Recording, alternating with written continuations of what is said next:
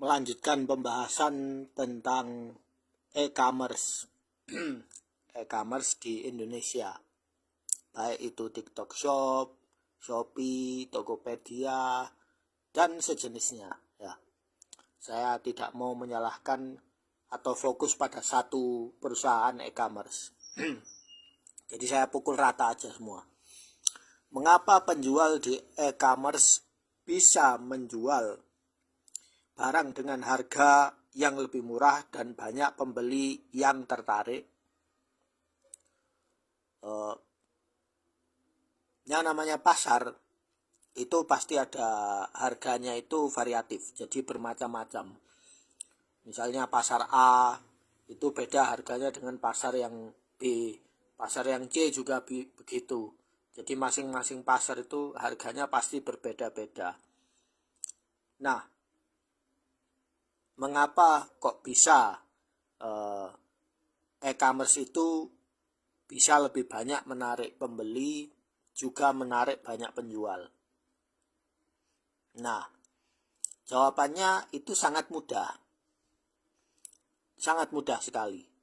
Beda pasar e-commerce dengan pasar offline. Pasar offline itu tidak ada pengaturan harga di situ.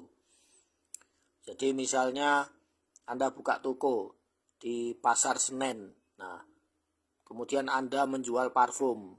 Nah, Anda bebas menjual, tidak ada yang protes harga Anda kemahalan atau kemurahan ya. Begitu juga dengan toko yang sebelah ya. Pasti dia menjual harga lebih umum ya, secara umum harga pasaran. Nah, beda dengan online. Nah, online yang e-commerce ya, bukan yang di media sosial. Kalau di media sosial itu masih lebih bebas ya, tidak ada perang harga yang terlalu berlebihan ya. Itu berdasarkan pengalaman saya. Nah, jawabannya kok bisa e-commerce itu menjual harga barang yang lebih murah dan banyak pembeli ya yang tertarik. Itu pertama karena e-commerce itu terlalu ikut campur urusan pembeli ya. Urusan pembeli dan urusan penjual. Maksudnya apa? Maksudnya begini. Misalnya saya buka toko di Tokopedia. Nah, kemudian saya sudah upload semua barang ya, mulai sabuk, dompet, tas, dan produk-produk lain yang sudah saya belanja di pusat grosir. Kemudian saya jual kembali, atau saya misalnya produksi suatu produk kemudian saya jual di Tokopedia.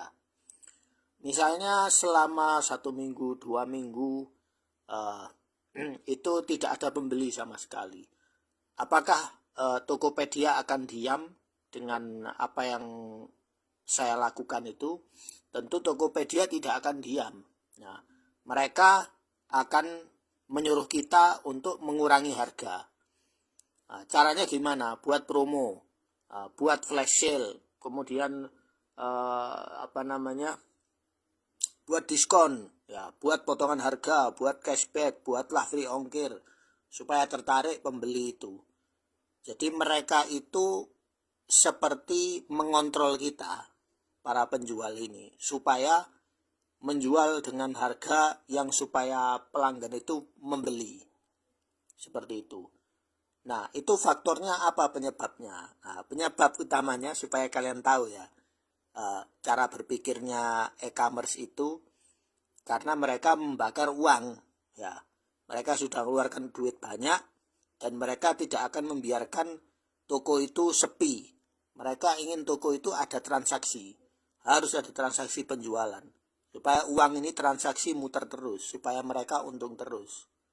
Kalau tidak begitu, ya toko bisa bubar, bisa ditutup itu tokonya.